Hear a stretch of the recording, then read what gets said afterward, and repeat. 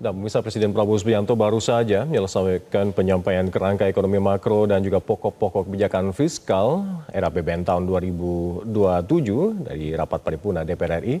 Dan untuk mengetahui situasi terkini, selengkapnya kita sudah terhubung dengan jurnalis Metro TV, ada Insan Suhadi di gedung DPR RI Jakarta. Insan, apa saja tadi rangkuman poin-poin penting yang disampaikan oleh Presiden Prabowo Subianto? Ya, Alka dan juga pemirsa, menarik terkait ini menjadi kali pertama ataupun tradisi yang dilakukan oleh pemerintah, di mana biasanya pada bulan Mei yang biasanya pemerintah diwakilkan oleh Menteri Keuangan menyampaikan kerangka ekonomi makro serta pokok-pokok kebijakan fiskal atau KEM PPKF yang disampaikan di Kompleks Parlemen.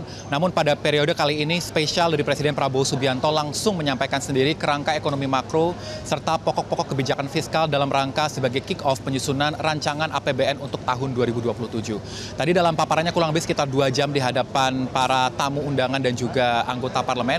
Ini juga Presiden Prabowo Subianto kembali menegaskan apa hal besar yang membuatnya hadir untuk menyampaikan secara langsung apa saja kerangka ataupun arah-arah penyusunan APBN untuk tahun depan.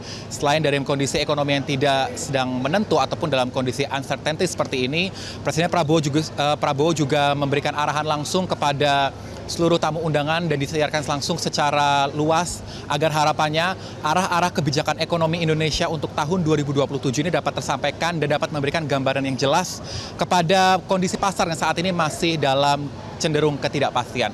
Akan kami rangkum seperti apa saja indikator-indikator asumsi makroekonomi untuk APBN tahun depan. Dari paparan Presiden Prabowo Subianto menyebutkan ada sejumlah range target indikator asumsi makro yang telah disampaikan di hadapan para tamu undangan. Mulai dari target pertumbuhan ekonomi ditargetkan berada di rentang angka 5,8 sampai dengan 6,5%. Ada juga untuk tingkat inflasi diharapkan terjaga di 1,5 sampai dengan 3,5% secara year on year. Suku bunga SBN diharapkan di level 6,5 sampai dengan 7,3% secara year on year. Nilai tukar pun juga telah disesuaikan dari angka yang cenderung lebih tinggi dari asumsi makroekonomi di tahun 2026, di mana untuk kali ini pada nilai tukar rupiah dari Presiden Prabowo Subianto menyampaikan range rentang pergerakan nilai tukar terhadap dolar Amerika Serikat berada di kisaran 16.800 sampai dengan 17.500 untuk 1 dolar Amerika Serikat. Selain itu juga untuk harga minyak mentah Indonesia ataupun ICP, Indonesia Crude Price, ini juga ditetapkan di angka 70 sampai dengan 95 dolar per barel.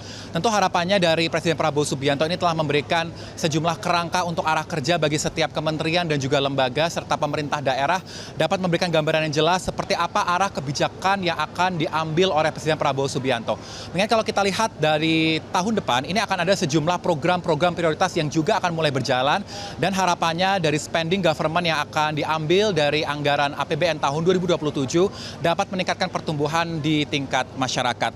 Kalau kita lihat dari 8 klaster program kerja prioritas pemerintah ataupun 8 klaster yang telah ditetapkan, mulai dari klaster kedaulatan pangan, kemandirian, energi dan juga air, pendidikan, kesehatan, hilirisasi, industrialisasi, sampai dengan upaya untuk meningkatkan ekonomi kerakyatan. Tadi Presiden Prabowo Subianto juga memaparkan bahwa harapannya dengan penyampaian KEM PPKF ini dapat memberikan arah yang jelas. Jelajahi cara baru mendapatkan informasi. Download Metro TV Extend sekarang.